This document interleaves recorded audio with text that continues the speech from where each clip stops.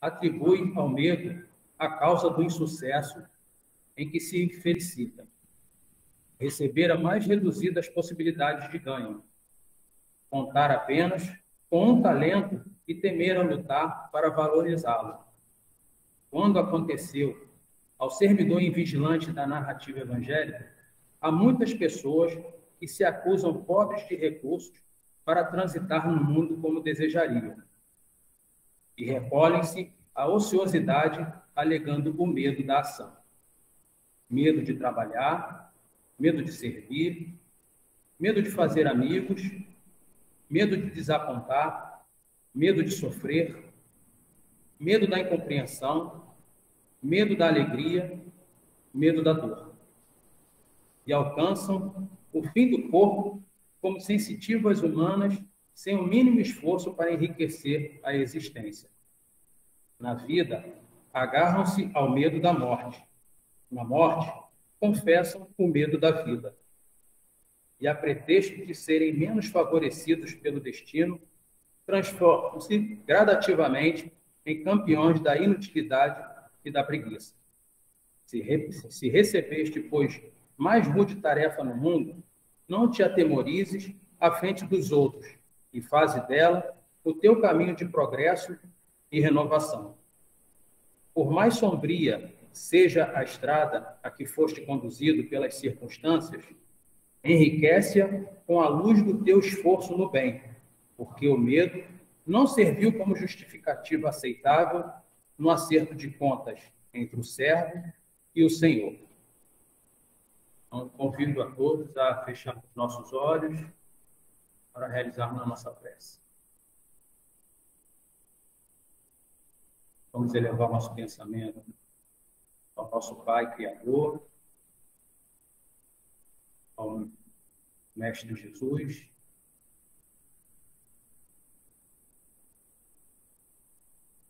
Deus, Pai do infinito amor e misericórdia. Jesus, nosso amigo de todas as horas. Aos espíritos trabalhadores e responsáveis por esse centro espírita, graças te damos pela oportunidade de estarmos aqui na noite de hoje para ouvir a tua mensagem. E te pedimos, Mestre, que nos ampare, que nos ajude a compreender o teu evangelho de luz, o teu evangelho de amor, que ele possa tocar os nossos corações e que possamos retornar aos nossos lares com esse teu amor no nosso coração e possamos colocá-los em prática. Ampare a nossa palestrante da noite de hoje e falará aos nossos corações e que ela possa, intuída por nós, nos orientar de acordo com a sua vontade. E assim, Mestre querido, em teu nome, em nome desses espíritos amorosos responsáveis pela essa reunião da noite de hoje, mas acima de tudo, em nome de Deus, nosso Pai, nós te pedimos a permissão para darmos por iniciada a nossa reunião pública da noite de hoje no Centro Espírita Livre dos Mundos. Que assim seja, graças a Deus, graças a Jesus. O tema da nossa palestra de hoje é Parábola dos Talentos. A nossa palestrante é a Verônica. Que Deus te louve com muito amor e muita luz.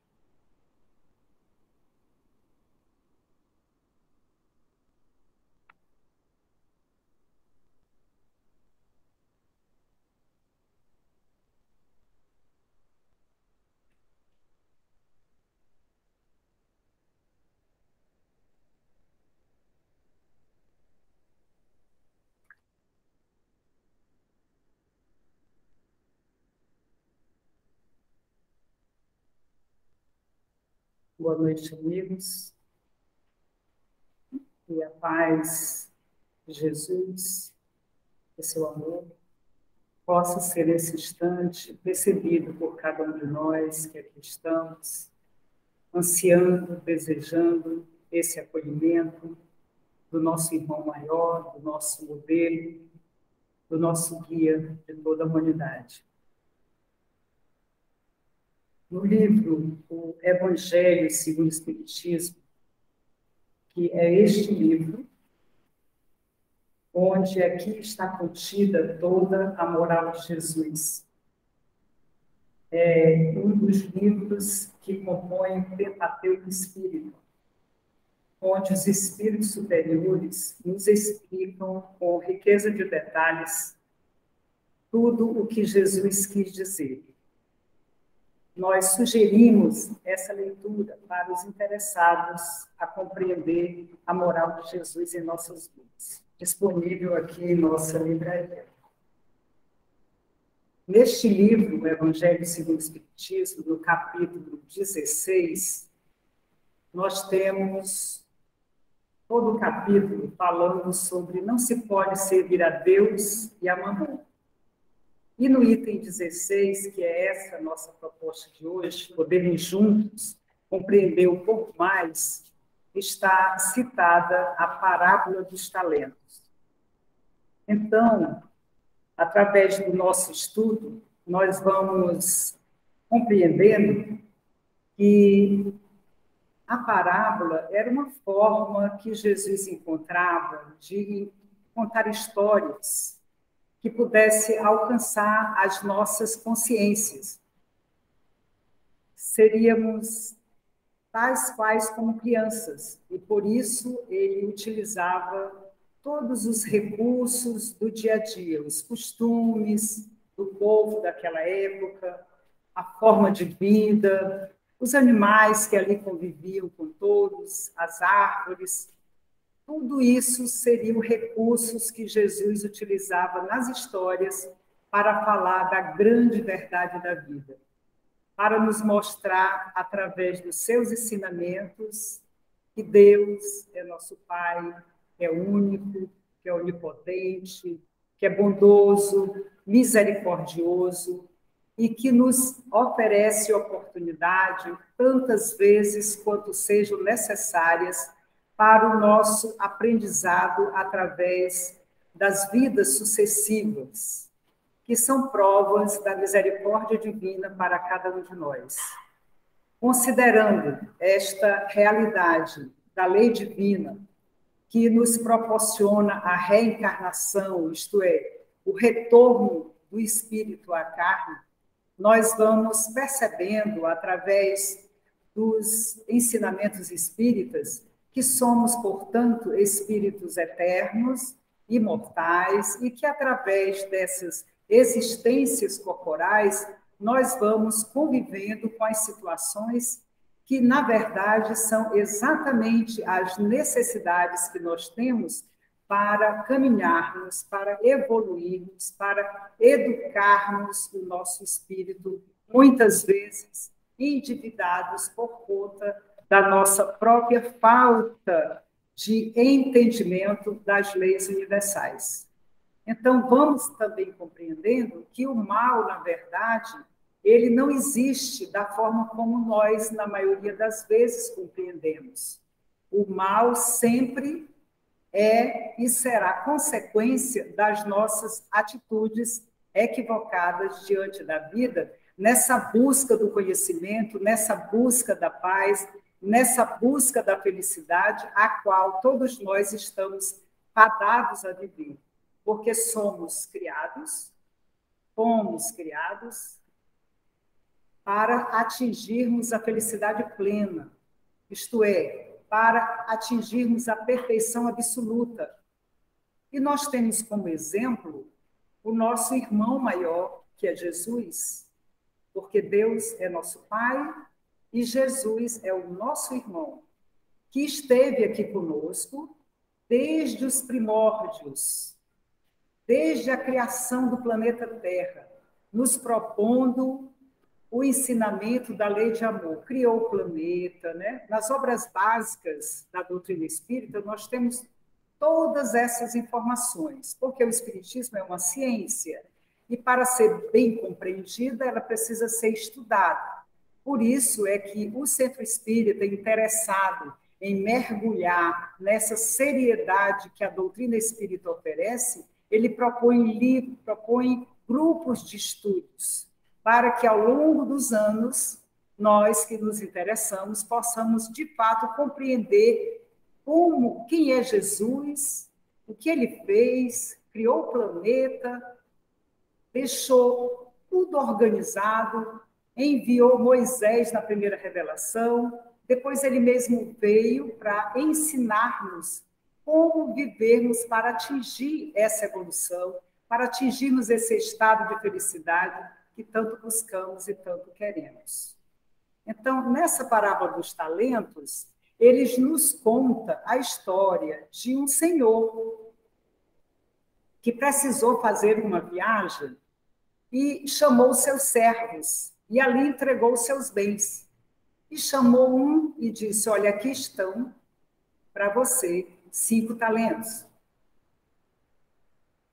Chamou o segundo servo e entregou 2 talentos. Chamou o terceiro servo e entregou 1 talento. 1 talento, naquela época, era designado como se fosse uma moeda, como se fosse um ouro, uma prata, algo de muito valor. Então, se traduzia como talento. Então, foi uma linguagem figurativa que, naturalmente, nós estamos utilizando através das mensagens e escrito dos evangelistas. Então, diante desses 3 servos, ele viajou e confiou a eles esses talentos. E interessante é que o primeiro, ele nada cobrou, nem tampouco do segundo, e nós vamos ver que no terceiro algo se modifica, no retorno da sua viagem. Mas por que isso? Ora, quando tempos depois se passaram, volta o Senhor às suas terras e faz uma prestação de contas e chama o servo que entregou as 5 moedas. E o servo diz para ele, Senhor, aqui estão as 5 moedas que você me deu, que me destes, e aqui eu lhe devolvo mais 5 moedas. Isto é, ele duplicou os talentos que havia recebido. E o Senhor ficou muito agradecido e disse para ele, olha, se você foi capaz de duplicar os talentos, então você merece receber mais atividades, mais tarefas, porque você deu conta das 5 e duplicou. E assim se sucedeu com o segundo servo, devolvendo as 2 moedas. Ele ficou contente porque o segundo servo lhe devolveu também o dobro de moedas. Quando chegou na prestação de contas do terceiro servo, que apenas tinha recebido 1 moeda, ele disse, Senhor, eu fiquei preocupado, porque eu sei que você não precisa plantar onde semeia, que você é severo. Então, eu fiquei receoso e eu enterrei a moeda. Cavei um buraco na terra e enterrei a moeda. Mas, olha, aqui está a sua moeda. Aqui eu estou lhe devolvendo a única moeda que o Senhor me confiou. Então, o Senhor ficou deveras aborrecido, contrariado, porque ele não foi capaz de cuidar, de fazer multiplicar aquele talento. Ele teve receio. E interessante, como falamos, que o Senhor não cobrou nada na hora que ofereceu os 5 talentos e os 2 talentos e 1 talento. Ele apenas ofereceu e pediu que cuidasse bem. Mas na hora da restituição, na hora da prestação de contas, o Senhor cobrou do terceiro servo e disse para ele que ele era infiel, que ele não era merecedor de nenhuma confiança, em nossas palavras, evidenciando o medo, evidenciando a incapacidade que ele teve de fazer prosperar. Então, nós trazemos essa história do Senhor, que está contida no Evangelho de Mateus, e vamos refletindo sobre o que Jesus quis nos chamar a atenção com essa lição. Nós sabemos que Jesus nada escreveu, ele só exemplificou. Mas os evangelistas escreveram. Por isso, hoje, a gente conhece o cristianismo, conhece as palavras de Jesus, seus ensinamentos, por conta dessa dedicação, desse carinho, desse comprometimento dos nossos irmãos mais esclarecidos que nós. Então, o Senhor, na verdade, nós podemos começar a entender de uma forma mais ampla que seria Deus, nosso Pai, Criador de todas as coisas, causa primária de tudo que existe, inteligência superior do universo, que nós não temos condições de compreender Deus, porque o nosso nível evolutivo não nos permite. Nós não conseguimos alcançar a essência do Criador. No entanto, nós podemos sim compreender, perceber a grandiosidade de suas obras. Basta que nos debruçemos sobre a natureza. Os pássaros, todos os animais, aquáticos, terrestres, as plantas, nós que fazemos parte dessa natureza e vamos perceber como filhos de Deus, como criação de Deus, a sabedoria desse nosso Pai bondoso e misericordioso. Então, ele nos convida a perceber, a procurar ver os talentos que ele nos oferece todos os dias, todas as horas. Por que nós, às vezes, nos perguntamos, mas nós temos condições de dar conta de algo? E eu lembro aqui do nosso livro dos Espíritos. Este livro, que foi o primeiro livro codificado, organizado por Allan Kardec, esse francês, que se debruçou sobre as pesquisas na época e obtinha as respostas dos espíritos superiores através da mediunidade de vários médios espalhados no mundo inteiro. É um livro de 1019 perguntas e respostas. É um livro que trata da origem e natureza dos espíritos, e aqui consta toda a filosofia da nossa vida, quem somos, para onde vamos, o que nós estamos fazendo aqui e o que nos acontece depois da morte. Muito bem. Neste livro, na questão 804, Allan Kardec, porque ele fazia as perguntas e os espíritos respondiam, ele nos pergunta... Só um instante. Aqui na outra página. Por que Deus não concedeu as mesmas aptidões a todos os homens? Antes de lermos a resposta, vamos pensar assim. Todos nós temos muitos talentos, porque eles estão aqui espalhados. São talentos materiais, das nossas possibilidades materiais, são talentos espirituais que nós detemos, uns mais, outros menos. Por que não é tudo igual? Por que Deus não deixa todas as pessoas pensarem da mesma forma, agirem da mesma forma, terem as mesmas ideias? Por que existe o cientista e existe o ignorante?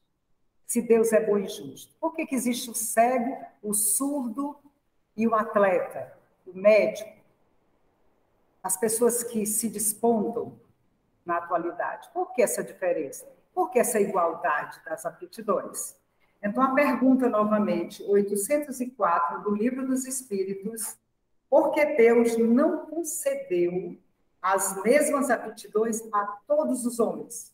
Ele fala da humanidade inteira, levando em conta que a humanidade inteira está nos diversos milhões, bilhões de galáxias que existem. Portanto, há muitas moradas na casa de nosso Pai. Casa do Pai, o universo. As diversas moradas são os diversos planetas habitados. E nós estamos aqui, nesse planeta Terra, agora, numa fase de transição planetária. A resposta dos espíritos. Deus criou iguais todos os espíritos. Cada um deles, porém, viveu mais ou menos tempo e, por conseguinte, obteve maior ou menor soma de aquisições. Vamos lembrar das nossas milhares de existências para compreendermos bem melhor essa resposta. A diferença entre eles está na diversidade da experiência alcançada e da vontade com que procedem. Vontade, o livre-arbítrio. É por isso que uns se aperfeiçoam mais rapidamente do que outros, e o que lhes dá aptidões diversas. A variedade de aptidões é necessária, a fim de que cada um possa concorrer para a execução dos desígnios da providência, no limite do desenvolvimento de suas forças físicas e intelectuais. O que um não faz, o outro fará. Assim, cada um tem seu papel útil a desempenhar. Além disso, como todos os mundos são solidários entre si, importa que os habitantes dos mundos superiores, que na sua maioria foram criados antes do vosso, venham habitá-lo para vos dar o exemplo. E assim aconteceu. Jesus veio de um outro mundo para habitar o nosso, para nos fazer lembrar que aqui estamos necessitados de perceber os nossos talentos. E na maioria das vezes, nós somos como o terceiro cego. Recebemos o talento e desperdiçamos a oportunidade.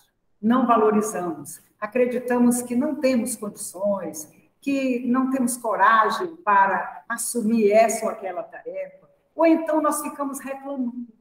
Olha, mas é porque eu moro nessa cidade, mas se eu morasse em outro país, em outra cidade, eu faria muito melhor. Mas é porque eu tenho um pai ou uma mãe assim, se não seria diferente. Mas se, e nós ficamos sempre de uma forma desatenta, muitas vezes até irresponsável, tentando transferir a nossa preguiça, a nossa indolência para a outra pessoa. É como serra com mal.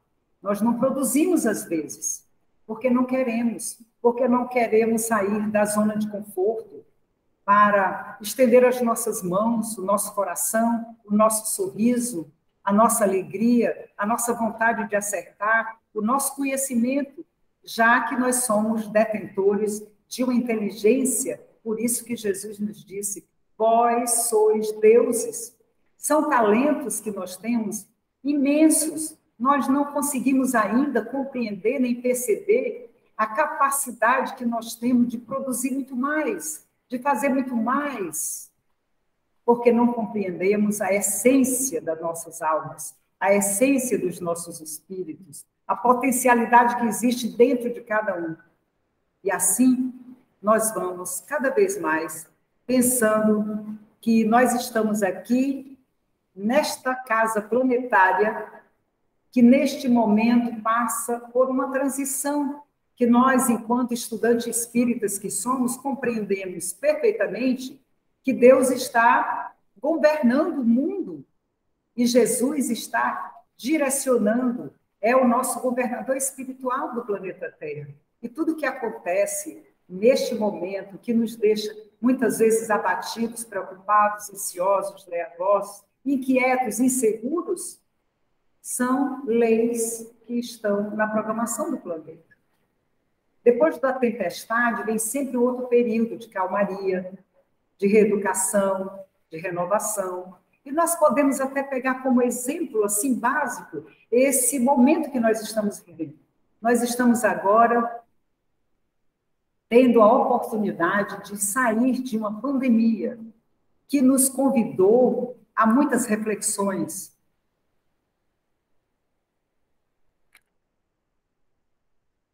Que nos fez perceber valores que nós ainda não tínhamos pensado, que nos convidou a valorizar mais a família, a valorizar mais a construção do sentimento, o respeito, a consideração, que nos fez lembrar que a nossa vida não depende de nós, não somos nós que somos detentores do período que aqui estamos, porque toda essa programação é feita no mundo espiritual antes da nossa encarnação.